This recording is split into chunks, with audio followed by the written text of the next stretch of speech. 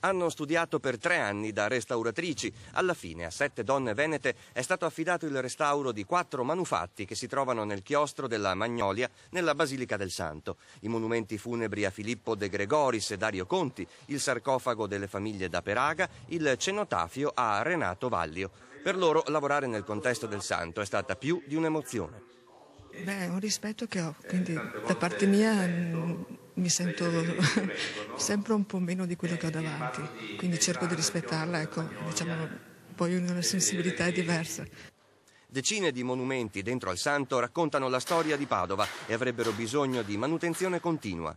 La nostra speranza è che si arrivi prossimamente a un restauro globale di tutte quante le lapidi dei chiostri, perché raccontano la storia della città di Padova e naturalmente questo permetterà anche un'estetica, un approccio ai chiostri decisamente superiore.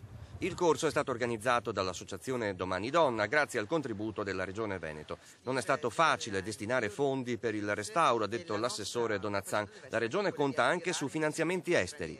Ci sono moltissimi stranieri che vengono in Italia a imparare l'arte del restauro. Ebbene, noi abbiamo anche in questo ambito da raccontare e da dire molto. Le nostre professionalità, dai maestri artigiani ai grandi studiosi dell'ambito artistico, devono imparare a lavorare meglio insieme.